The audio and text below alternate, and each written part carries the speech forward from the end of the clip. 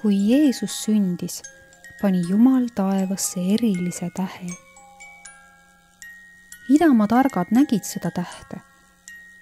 Nad teadsid, et selle tähe ilmumine on märk kuningate kuninga sündimisest.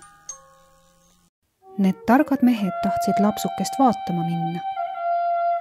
Sellel pikal teekonnal näitas täht neile teed. Targad läksid Jeruusalemmas kuningas Herodese juurde. Nad ütlesid, me teame, et uus kuningas on sündinud. Kas te võite öelda, kus ta on?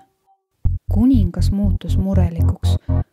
Ta ei tahtnud, et peale tema oleks veel teinegi kuningas. Ta ei teadnud, et uus kuningas oli taeva ja maa kuningas. Ta ei teadnud, et hiljuti sündinud kuningas oli Jumala poeg. Ma ei tunne seda uut kuningat, vastas kuningas Herodes. Minge ja otsige ta üles.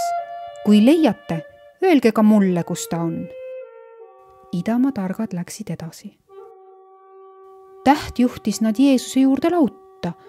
Nad olid väga õnnelikud, et olid leidnud väikese Jeesuse.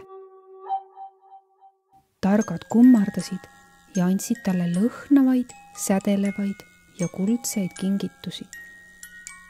Jumal teadis, et kuningas Herodesele ei meeldi, et peale tema veel kedagi kuningaks kutsutakse. Jumal saatis tarkadele unenäo. Targad nägid unes, et nad ei tohi kuningas Herodesele lapsukese asukohast rääkida.